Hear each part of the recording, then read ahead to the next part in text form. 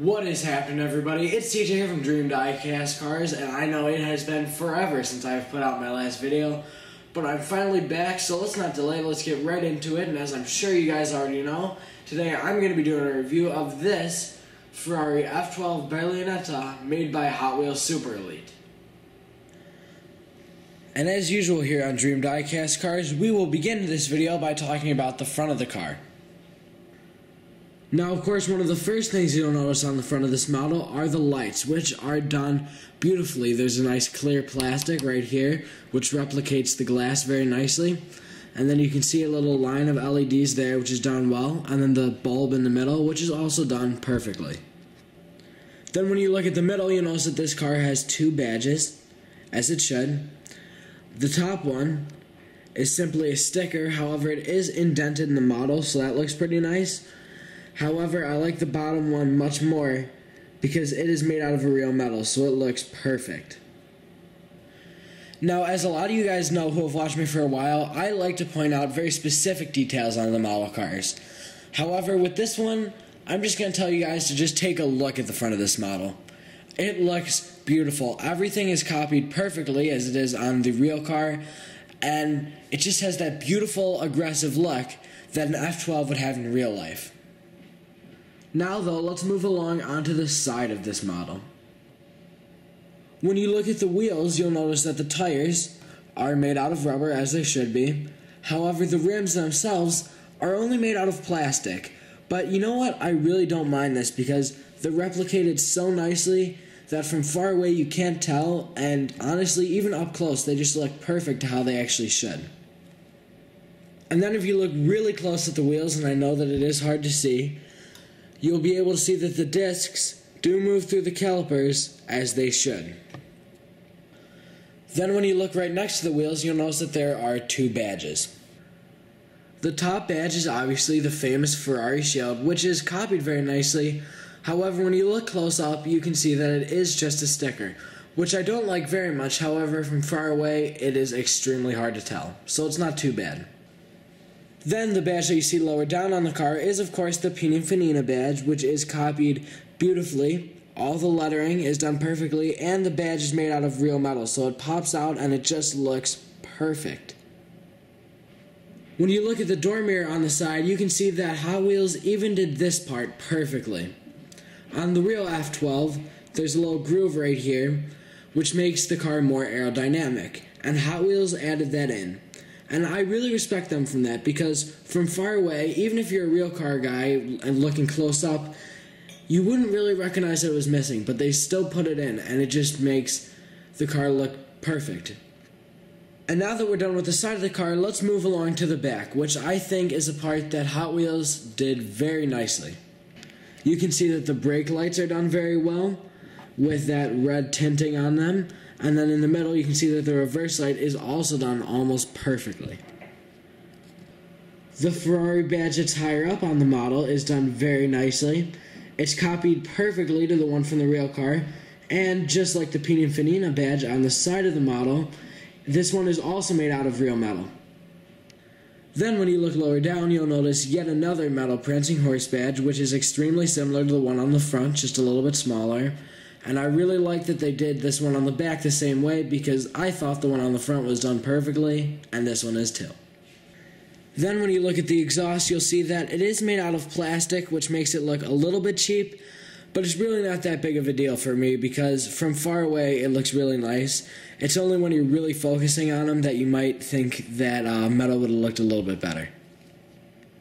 The entire back really looks perfect with this aerodynamic sculpting that Hot Wheels seem to imitate perfectly.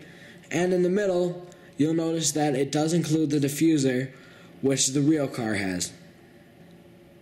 So now that we're done with the back, let's move along into the engine, which is pretty easy to open because this little intake up here, if you can see that, you can stick your fingernail in there and just kind of get it to pop up, and then you can use your other finger to pull the hood right up.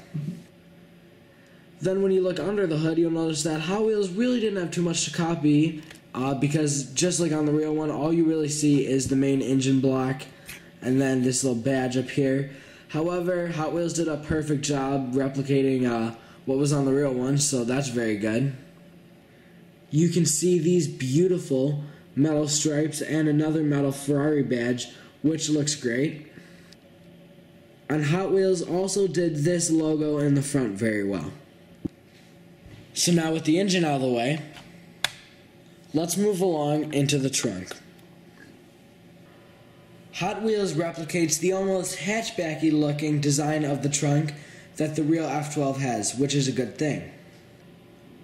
They also replicate this nice little flap right here, and they have it made out of a very interesting material, which I'll show you again when we take a look onto the other parts of the interior. You'll see the trunk down here, which is very hard to see because it's all made of black. No felt in there. This is just made out of a plastic, which I don't like too much, but I don't really mind it. I mean, it's not really that big of a deal. And then you can see this little, I think it's like, you know what, to be honest, I'm not completely sure what that would be on the real car, but I think it's like a little area for almost golf clubs, and it's got these little latches right here, which look perfect. So now we can finally move along onto the interior.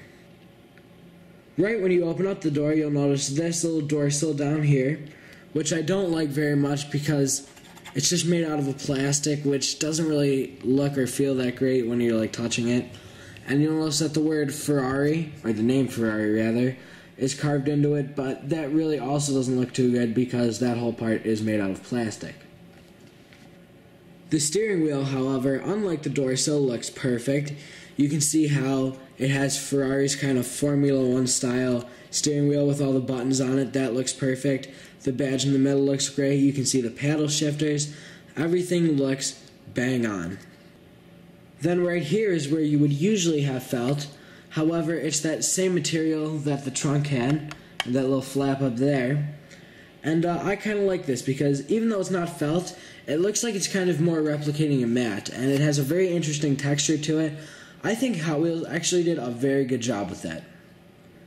Then in front of the driver's seat, of course, you have the pedals, which look perfect as they're also made out of real metal. And then next to the driver's seat, you'll see the center console with buttons such as launch control. And then above that, you'll see settings for the radio, a little Ferrari badge, and 3 air vents. Now, when you take a closer look at the air vents, I don't think they look very nice. I think they actually look kind of cheap, the way that they're sculpted. However, you know, another thing, every bad thing I've pointed out on this model has been so minute that it's really hard to mark them off too much on it. And then next to this air vent, you'll notice a beautiful F12 Berlinetta badging, which I think completely makes up for this air vent. So now, with that review out of the way, we can get along onto the ratings. As usual here on Dream Diecast Cars, I do 2 ratings. One of them is the rating not including the price. If you had all the money to spend on a diecast car, just rating it for what it is. And the second one is the rating including the price. So the rating without the price, I would give it an A- because it's a very nice car. However, there are some very small flaws, but overall it is a great car. Now when you factor in a price of about $80, I think this model car actually becomes even better. Because I would think, if I had to guess, I would say that this car is worth, about $150. But the fact that it is less than $100, it's only $80, I think it is really a great deal. It has quality that is just amazing, and I think that this is a great car for the money. So guys, that is all for this week's video. Make sure that you subscribe if you haven't already. Leave a comment down below if you disagree with anything or if you have anything to say at all. I just love reading those. Give me a thumbs up if you enjoyed. And you can also hit me up on some social media if you want, such as facebook.com/DreamDiecastCars, even though it's not that, so just search Dream Diecast Cars. Alright guys, thank you so much for watching. I hope to be back next week, although, with my schedule, who knows. And I will see you guys soon. Goodbye, everybody.